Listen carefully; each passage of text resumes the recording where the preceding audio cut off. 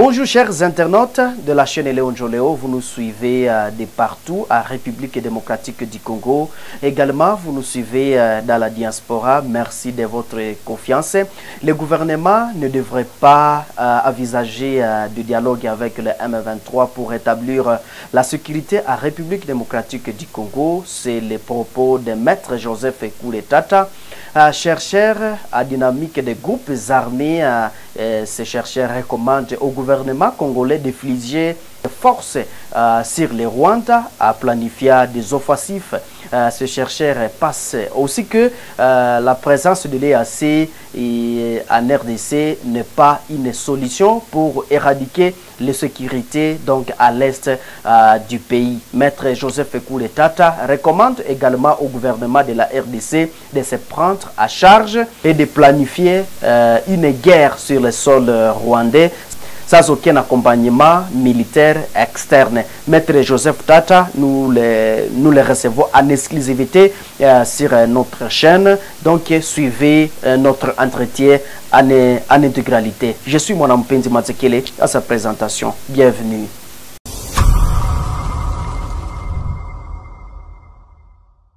D'emblée, j'aimerais rappeler qu'il y a des mécanismes sous-régionaux et régionaux qui ont été mis en marche en vue de mettre fin au conflit rwando-congolais qui se matérialise par une guerre par procuration. Laquelle guerre est menée par un groupe de mercenaires pro-rwandais, terroristes, qui se dénomme M23. Alors, notre constat malheureux est que toute la diplomatie qui a été mise en marche n'est pas respectée par une partie au conflit, dont le Rwanda.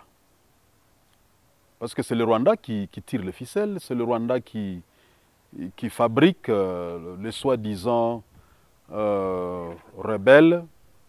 On les appelle abusivement rebelles. Or, pour être dit rebelle, il faut faire partie de la nation que vous combattez. Et vous devez combattre pour des intérêts que vous estimez être légitimes, les intérêts nationaux. Mais lorsque quelqu'un se bat contre un système mis en place ou contre un pays, pour des intérêts d'un autre pays, eh bien, celui-là n'est qu'un mercenaire. Alors, ces mercenaires pro-rwandais, ils ne veulent jamais écouter le langage de la diplomatie. Une diplomatie qui est très très mal partie. Parce que vous devez savoir qu'en relations internationales, il n'y a que le langage de la force, le langage de la puissance qui s'impose. Il n'y a pas de pitié, il n'y a pas de compassion envers le faible. Alors, le Rwanda, tout comme ses mercenaires, ne veulent pas attendre cette voie-là de la diplomatie. Ils participent à différentes, disons le Rwanda participe à différentes occasions diplomatiques, mais ils continuent à faire le contraire de tout ce qu'on recommande à ces gens. Donc la solution se trouve où c'est? La solution se trouve uniquement dans l'usage de la force. Et l'usage de la force doit être appliqué pas sur le sol congolais. Il faut exporter la guerre. Il faut amener la guerre jusque sur le sol rwandais. Les analystes avisés doivent avoir constaté que depuis qu'il y a des hostilités au niveau, disons, les hostilités auraient pris le bonhomme de chemin au niveau de Rutshuru et Massissi, vous allez constater qu'à Beni, il y a moins de tueries, il y a moins de massacres. Pour dire tout simplement que la thèse selon laquelle le M23 et leur patron, Kagame, était le maître de toutes les actions qui ne cessent d'enrayer le territoire de Beni et d'Ituri. Donc il suffisait que les hostilités commencent sérieusement au niveau de Bunagana, de Rutshuru, pour que les choses cessent au niveau de Beni. Pour dire tout simplement que ce sont les mêmes acteurs qui sont montés à aller se concentrer vers Rutshuru. L'unique langage que ces gens-là peuvent attendre, c'est le langage de la force. Je me demande pourquoi notre gouvernement continue à hésiter. Hésiter à appliquer la force, la véritable force contre le Rwanda. Le Rwanda ne constitue qu'une épouvantail, hein? L'armée rwandaise. On nous fait peur inutilement. Les militaires de RDF, les éléments RDF, ce sont des militaires comme tous les autres. Ce sont des humains, ce sont des mortels. Ils ne sont pas des anges. Si on tire sur un Rwandais militaire, il meurt, comme tous les autres militaires mortels dans le monde, comme les militaires américains, afghans et autres. Donc, il suffisait qu'on prenne une détermination d'entrer sur le sol rwandais. On prend nos avions, on les envoie à l'air. Surtout à une occasion, le Rwanda nous a offert une occasion d'or. C'est une occasion que nous avons loupée. Et Tshisekedi devrait le regretter, notre président. Mais il a répondu par cela, c'est déplorable. Ça ne se fait nulle part au monde. On ne peut pas tirer sur ton avion pendant qu'il est sur ton espace. Et ce n'est pas le premier tir. Il y a beaucoup de missiles solaires que le Rwanda a souvent tirés sur le sol congolais. Mais cette fois-ci, le cas le plus éloquent, n'est-ce pas, c'est le cas des tirs contre notre avion. Et quel avion? Un avion militaire. Vous savez, tout ce qui est militaire symbolise la souveraineté d'un État. On ne devrait pas garder silence. C'était une occasion en or qu'il fallait saisir, entrer au Rwanda. Amener tous ces avions-là, survoler le Rwanda, la même nuit. Donc on a tiré la journée, le soir on se prépare, on entre au Rwanda, on bombarde tout ce qui est camp militaire au Rwanda. On épargne les civils, mais tout ce qui est camp militaire, on bombarde. Et dans l'entretemps, nos militaires entrent, nos fantassins entrent par, disons, par le sol. Et ça serait plus intéressant. Si on prend deux territoires ou deux collectivités au Rwanda, vous verrez toute la communauté, la soi-disant communauté internationale, venir en accourant pour venir dire, écoutez, calmez les jeux, est-ce qu'on peut négocier? Donc, le mécanisme en cours avec l'EAC, avec les autres, ce sont des mécanismes qui nous mèneront nulle part. Pourquoi je le dis? Vous allez constater la présence, évidemment, de Rwandais au sein de la troupe EAC, ce qui est tout à fait normal. Parce que le Rwandais fait partie, n'est-ce pas, de la force de l'East African Community. Et par conséquent, ils doivent contribuer aussi, n'est-ce pas, à la constitution des troupes qui doivent combattre dans le cadre de cette organisation régionale ou sous-régionale.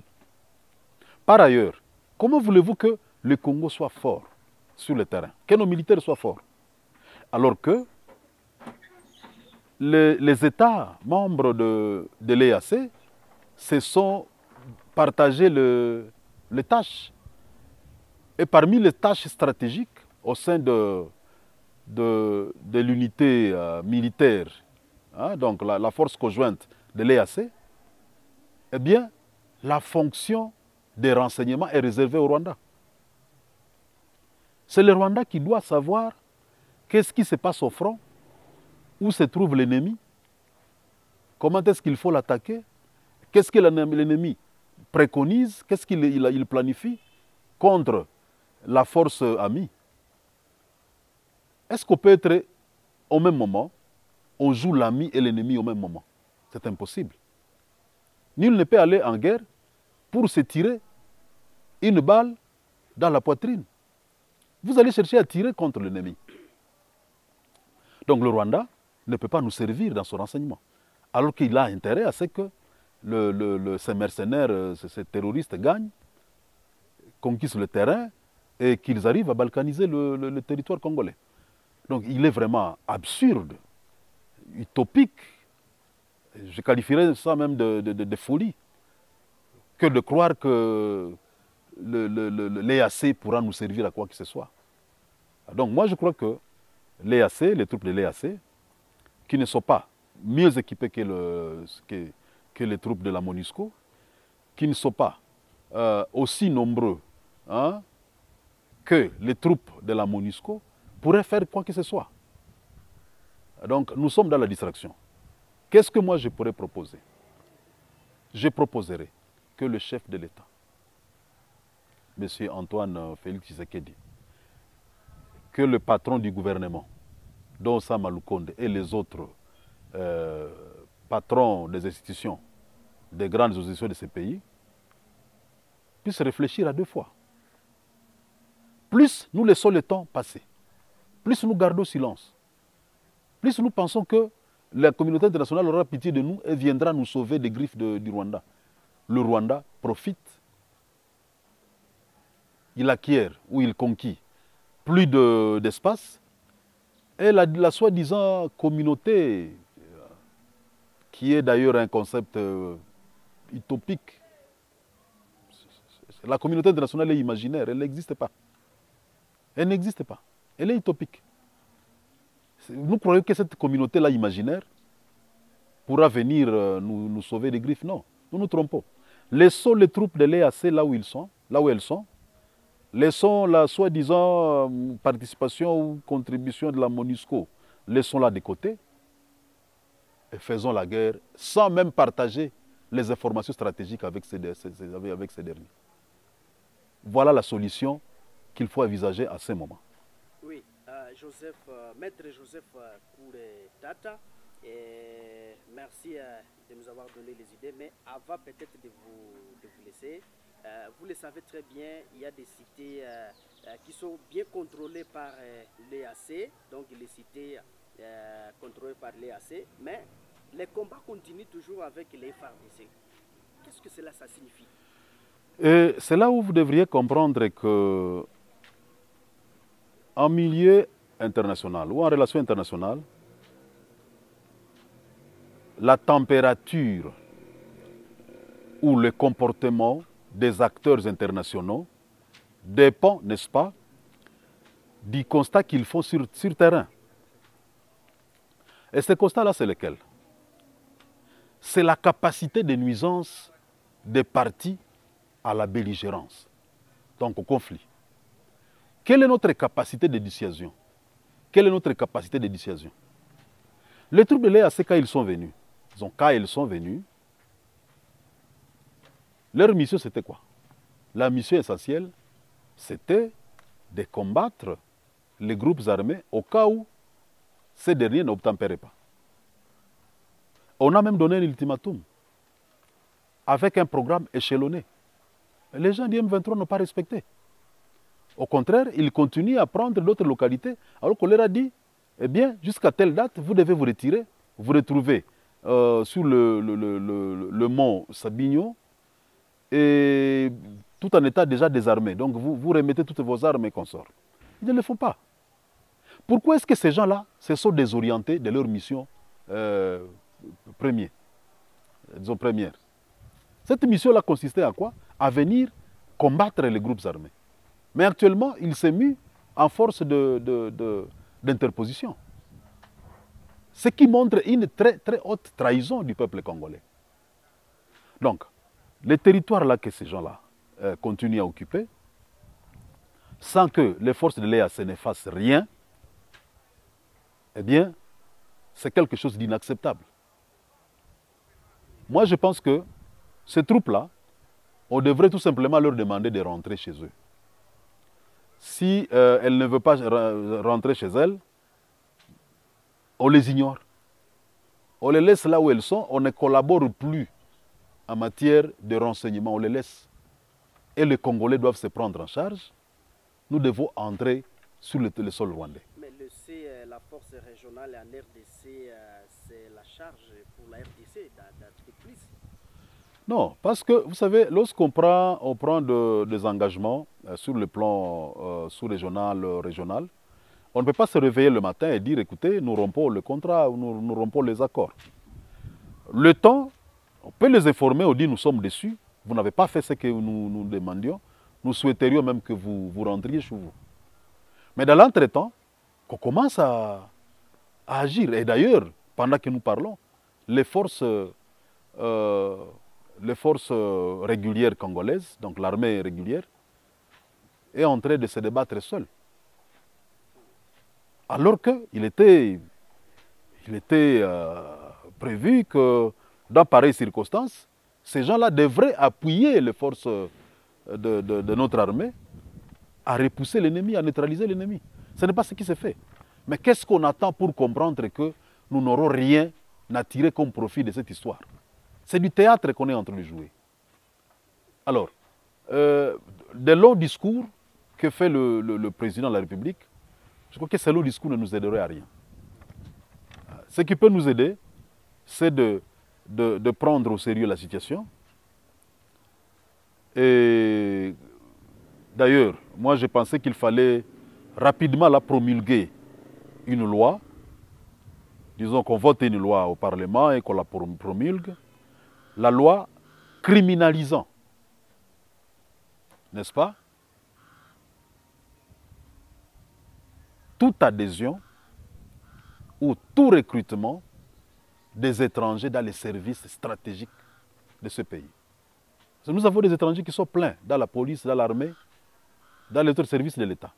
Alors que les conditions, si vous lisez les textes régissant ces services-là, ces différents services, là, parmi les premières conditions, on demande à ce que celui qui veut se faire recruter soit un Congolais. Ce qui n'est pas le cas. Il faut qu'on prenne une loi qui criminalise à la hauteur de la peine capitale. Donc la peine maximale devrait être la peine capitale. Ça doit être considéré comme la très haute trahison. Quelqu'un qui se permet, il est rwandais, il est burundais, il est kenyan, il se retrouve dans notre armée. Dès qu'on retrouve les preuves de son adhésion dans notre armée ou dans notre service de sécurité, il faut que cette personne-là soit arrêtée immédiatement et condamnée à mort. Et que la mesure de la suspension, ce qu'on appelle communément le moratoire sur l'application de la peine de mort, soit levée. Là, les gens vont nous prendre au sérieux. Mais nous sommes là, nous ne faisons que criailler. Nous criaillons, nous lamentons, nous ne faisons rien sur le terrain. Si nous voulons la paix au Congo, nous devons comprendre que seul le langage de la force se fait attendre par les acteurs internationaux. Voyez Poutine aujourd'hui. Monsieur Poutine, l'Occident a beau à dire tout ce qu'il veut. Toute l'Europe chante matin, midi, soir. Hein. Ils ont engagé, disons, toute une légion de médias pour essayer de détruire Poutine.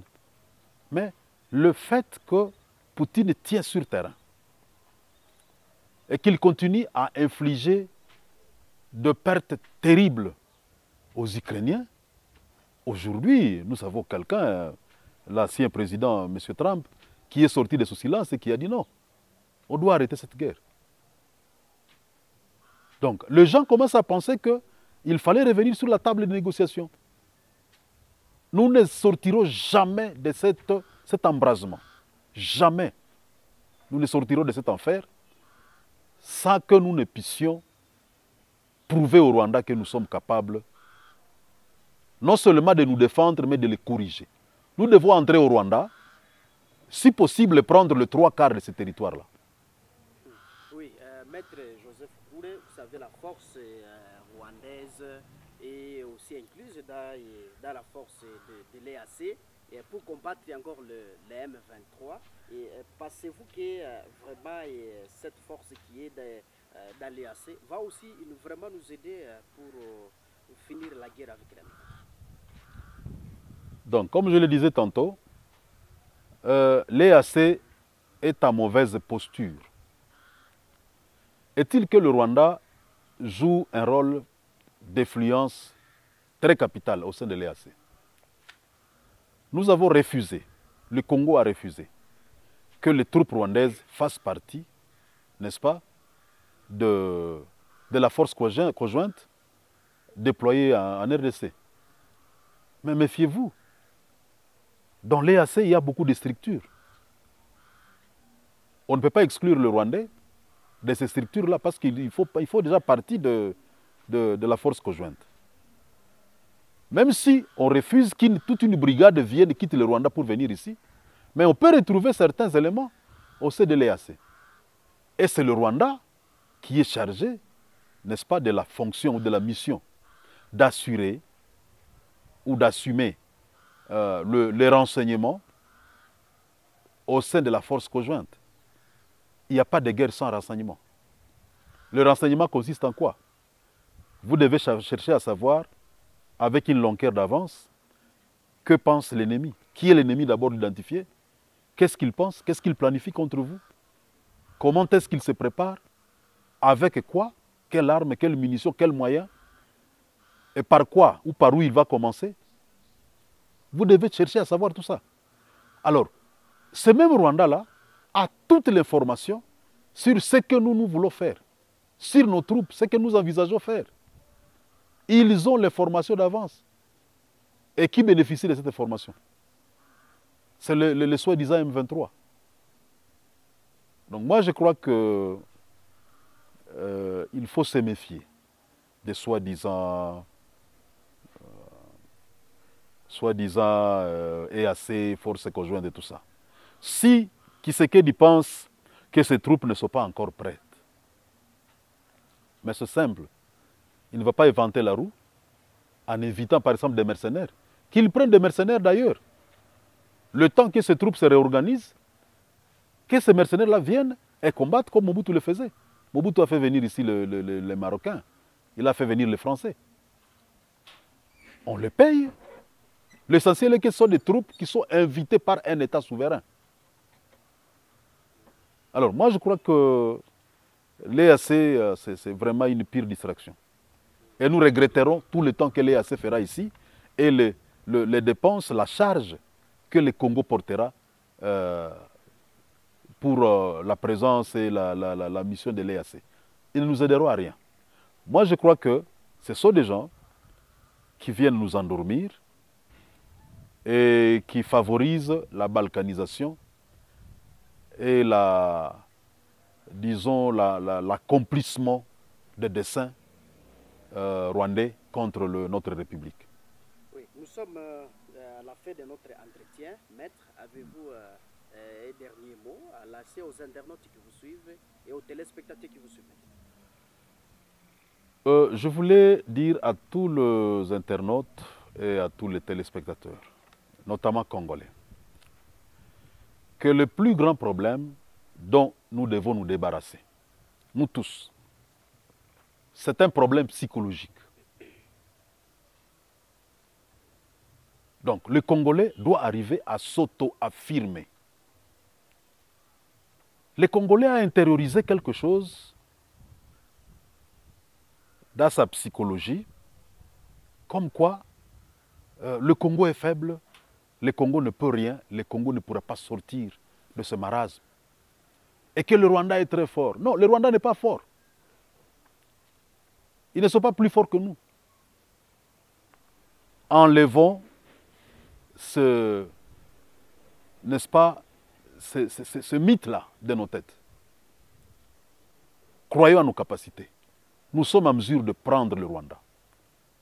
Et nous sommes en mesure de prendre Kagame en main comme ça. Il faut le prendre. Nous avons des jeunes gens qui sont des patriotes très engagés. Mais ce qui manque, c'est une simple petite organisation de sélection. Sélectionnons ces gens-là. Voyons comment nous pouvons nous organiser et faisons la guerre non pas sur le territoire congolais. Nous n'allons pas rester à la défensive tous les jours. Il faut qu'on procède à l'offensive, au rendre sur le Rwanda. Si la guerre va perdurer, que la guerre ne soit plus à Kishishi, à Beni, à Massissi, à Nituri. Exportons cette guerre ici. Voulu, imaginé, voulu, planifié, créé en toutes pièces par le Rwanda, et même entretenu jusqu'à ce jour, transportons la guerre en question jusqu'au Rwanda. Si elle va durer 100 ans, qu'elle dure 100 ans sur le territoire rwandais, et non plus sur le territoire congolais. Et cela est possible. C'est question seulement de changement de pensée. Donc nous devons penser autrement qu'avant.